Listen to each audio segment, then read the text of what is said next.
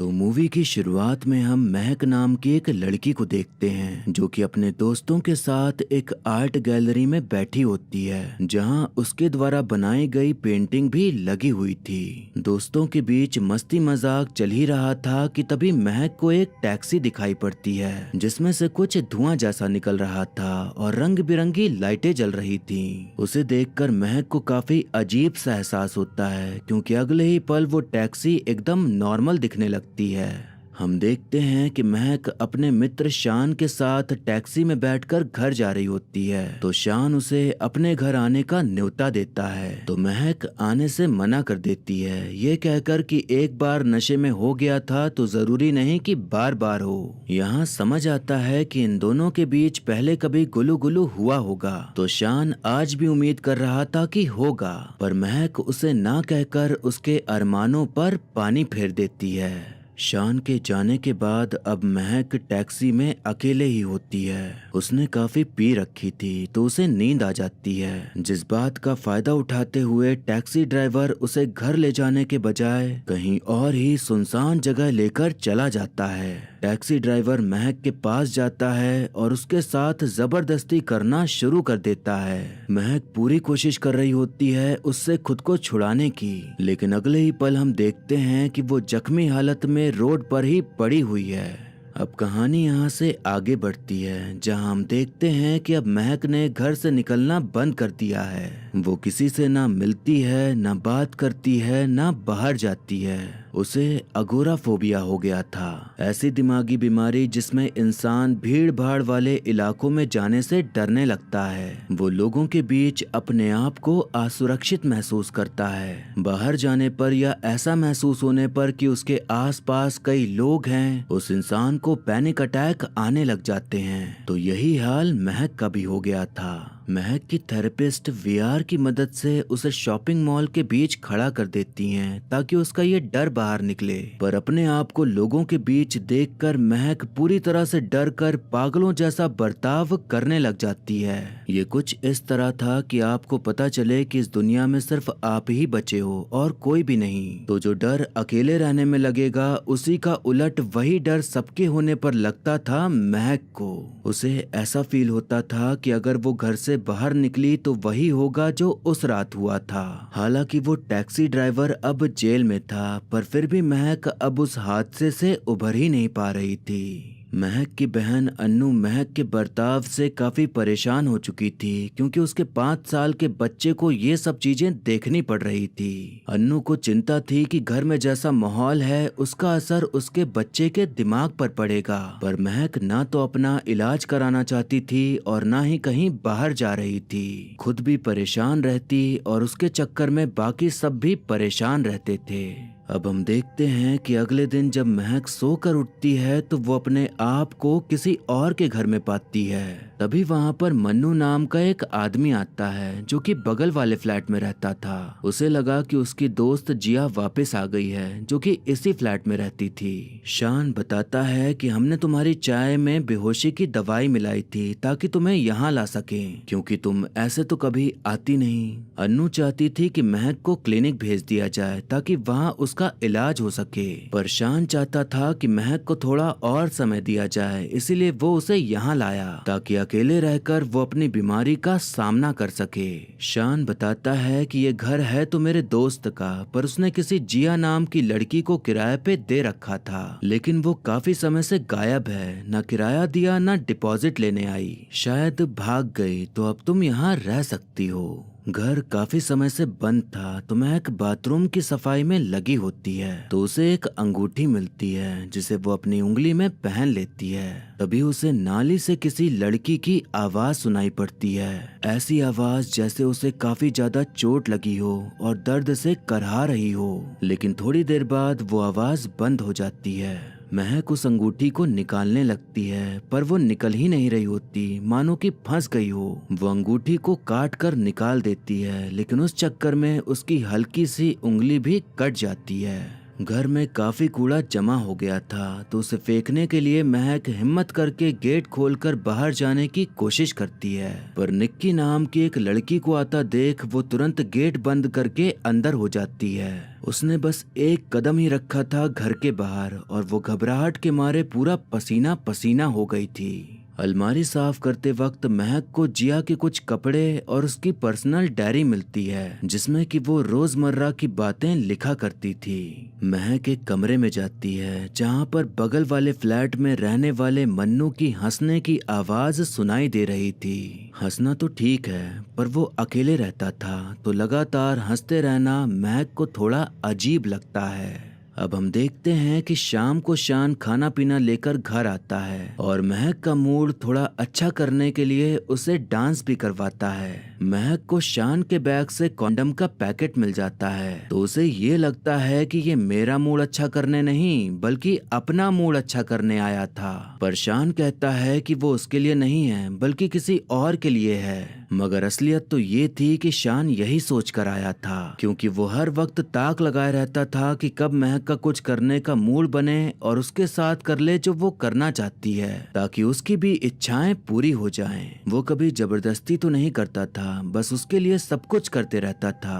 ताकि उसकी अच्छाई और प्यार देख के महक उसके करीब आ जाए। रात में सोते वक्त महक को एक सपना आता है कि वो अपने मुंह से खून की उल्टी कर रही है। वो पानी पीने के लिए फ्रिज खोलती है तो उसे फ्रीजर में एक कटी हुई उंगली दिखाई पड़ती है जिसे देखकर वो डर जाती है, लेकिन बाद में उसे कोई भी उंगली नहीं मिलती तो सोचती है कि शायद वो उसका भ्रम था। महक को अपने घर में एक बिल्ली दिखाई पड़ती है तो वो डर के मारे बेड के नीचे छुप जाती है। तभी वो देखती है कि कोई आदमी कमरे में आ रहा है जिसके पैरों में खून ही खून लगा है। महक पूरी फुर्ती के साथ कमरे से बाहर निकलकर दरवाजा बंद कर देती है। आदमी दरवाजा खोलने की कोशिश कर रहा होता है तो अब महक के पास कोई विकल्प नहीं था सिवाय बाहर जाने के, तो वो भागकर बाहर पहुंच जाती है, लेकिन बाहर तो निक्की बैठी हुई थी तो वो फिर से अंदर आ जाती है। वो अकेले तो घर के अंदर जा नहीं सकती थी क्योंकि वहाँ वो आदमी था, तो वो निक्की को अपने घर बुला लेती है ये कहकर कि घर में बिल्ली है, उसे बिल्ली से बहुत डर लगता है। दोनों लोग कमरे में जाकर देखते हैं तो महक को ना बिल्ली मिलती है और ना ही वो आदमी जिससे वो डर के भागी थी। अब दोनों लोगों में बातचीत होना शुरू होती है तो महक निक्की को बता देती है कि उसे अगोराफोबिया है। महक उससे जिया के बारे में पूछती है तो वो बताती है कि मन्नू और जिया प्रेम बंधन में थे लेकिन उनके बीच खूब लड़ाई होती थी। हर वक्त चिल्लम चिल्ली की आवाज आती रहती थी मन्नू के फ्लैट से।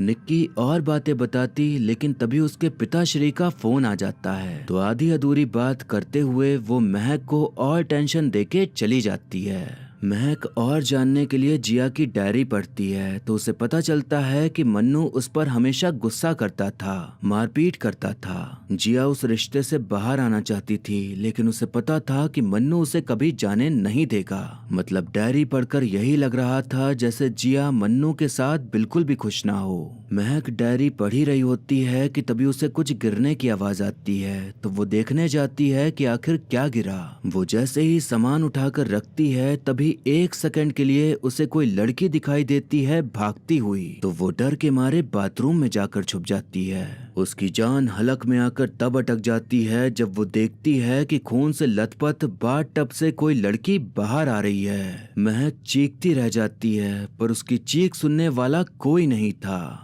शाम को जब शान घर आता है तब वो महक को ढूंढने लगता है तो वो बाथरूम के ऊपर बने ताड़ पर मिलती है, पूरी तरह से डरी सहमी हुई। महक शान को सब कुछ बता देती है कि उसने बाथरूम में जिया को देखा खून से सनी हुई, शायद वो मर चुकी है। शान कहता है कि ऐसा कुछ भी नहीं है, वो यहाँ से जा चुकी है और क्या पता कहाँ होगी, अपनी जिंदगी एंजॉय कर रही होगी। शान पूरे घर में सीसीटीवी कैमरे फिट कर देता है ताकि अगर कोई दिखे या कुछ भी हरकत हो तो महक लाइव अपनी टीवी पर देख सके। महक के लिए अब तो चीजें और भी मुश्किल होती जा रही थीं। पहले तो उसे सिर्फ बाहर जाने से डर लगता था लेकिन अब तो घर में भी डर का माहौल बनने लगा था। अब हम देखते हैं कि रात में शान बाथरूम के लिए जाता है तो महक की जब अचानक नींद खुलती है तो उसे बुलाने लगती है कि वो उसे अकेले छोड़कर कहाँ चला गया।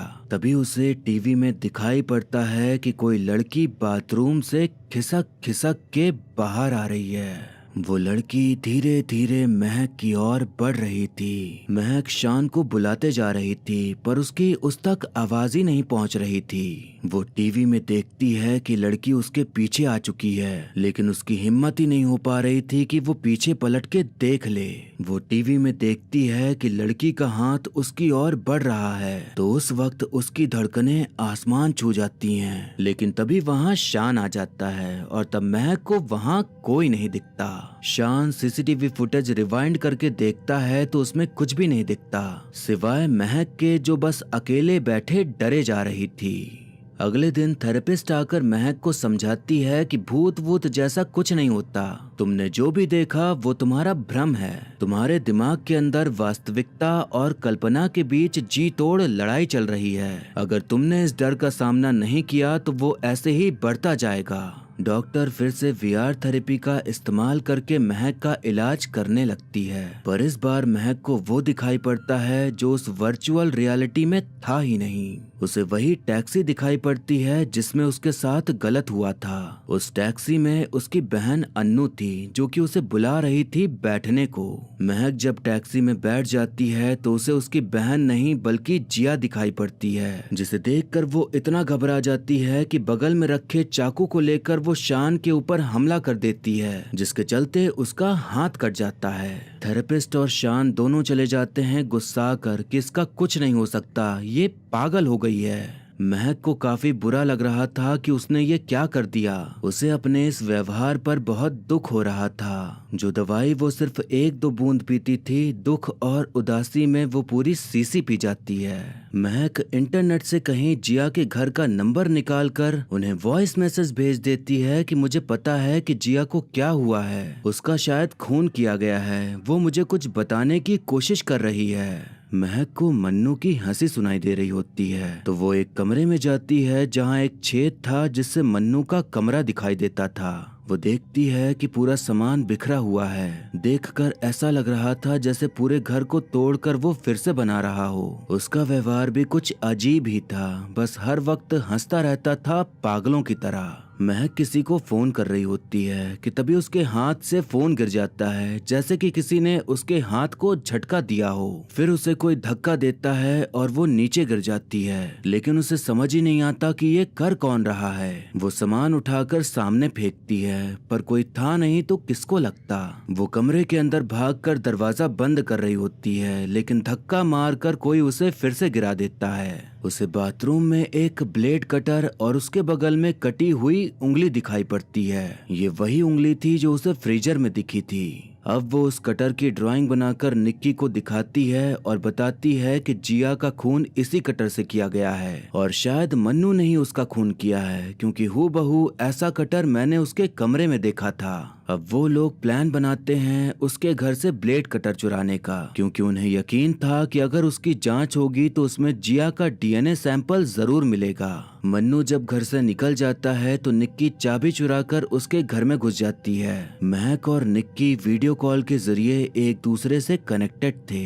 निक्की बताती है कि इसने तो अपना पूरा घर तोड़ के रखा है और बहुत गंदी बदबू आ रही है। इससे पहले कि निक्की को कुछ मिल पाता, मन्नू वापस आ जाता है और उसी वक्त निक्की का फोन बंद हो जाने की वजह से दोनों का कनेक्शन भी टूट जाता है। निक्की को बचाने के लिए महक मन्नू को अपने घर बुला लेती है, वो छेद सही करने के लिए जिससे उसका कमरा दिखता था। मन्नू कहता है कि मैं आर्किटेक्ट हूँ, पता नहीं वो छेद कैसे हो गया। मैंने ना लाफ्टर थेरेपी शुरू की है ताकि मेरा गुस्सा शांत रहा करे, चाहो तो तुम्हें भी सिखा दूंगा। मन्नू हंस हंस के अजीब अजीब चीजें करने लग जाता है, जो कि ऐसा लग रहा था जैसे वो साइको हो। तो अब महक को यही लगता है कि हो ना हो खूनी तो यही है, तो वो उसे कमरे में बंद कर देती है ताकि वो कहीं भाग ना पाए। उसी वक्त वहाँ पे शान आ जाता है और वो मन्नू को बाहर निकाल देता है, क्योंकि उसे यही लग रहा था कि महक का दिमागी संतुलन बिगड़ता जा रहा है और अपने में ही सारी कहानी बनाती जा रही है। निक्की को कुछ नहीं हुआ था, वो वापस आ गई थी, वो भी कटर लेके।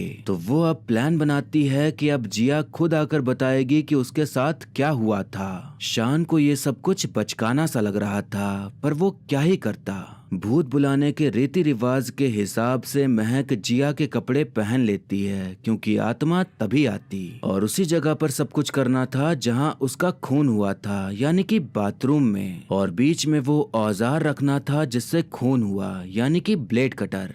अब वो तीनों लोग हर जगह अंधेरा करके मोमबत्तियां जलाकर एक दूसरे का हाथ पकड़ के जिया की आत्मा को बुलाने की प्रक्रिया शुरू करते हैं। ये प्रक्रिया सफल भी होती है, क्योंकि बाथरूम के दरवाजे के बाहर एक परछाई दिखाई पड़ती है जो कि जिया की थी। निक्की उससे पूछती है कि बताओ जिया, तुम्हारा खून किसने किया? तो जिया कहती है कि ये क्या बकवास चल रहा है और तुम लोग हो कौन? जिया मरी नहीं, जिंदा थी, और आज वो यहाँ इसलिए आई थी क्योंकि महक ने उसके घर पर कॉल करके उसकी मौत का ढिंडोरा पीट दिया था। तो वो सब परेशान हो गए थे। जिया मन्नू के बीच झगड़ा हो गया था, क्योंकि मन्नू ने जिया पर हाथ उठाया था, इसीलिए वो उससे गुस्सा के उसे छोड़कर चली गई थी। मन्नू ने लाफ्टर थेरेपी लेना शुरू की ताकि वो अपना गुस्सा शांत कर सके, क्योंकि उसे अपनी गलती का पछतावा था। यही वजह थी कि वो हर वक्त हंसता रहता था, भले लोग उसे पागल समझें। जिया के वापस आने पर वो कहता है कि तुम्हें अपनी नौकरी करनी है, करो, तुम्हें बच्चे नहीं चाहिए, कोई बात नहीं, मुझे अब किसी भी चीज से दिक्कत नहीं, बस तुम वापस आ जाओ, मैं तुमसे बहुत प्यार करता हूँ। दोनों में प्यार भरपूर था, बस थोड़ी मिसअंडरस्टैंडिंग हो गई थी जो कि अब सब सुलझ जाती है। तो जिया उसे दोबारा से अपनाकर उसके साथ चली जाती है उसके फ्लैट में। और यहाँ निक्की और खासकर महक का पोपट हो जाता है, क्योंकि उन्होंने ना जाने क्या क्या सोच डाला था। महक समझ लेती है कि जो भी चीजें उसे दिखाई पड़ती थी शायद वो उसके दिमाग की उपज थी और कुछ नहीं, क्योंकि जिया तो जिंदा है।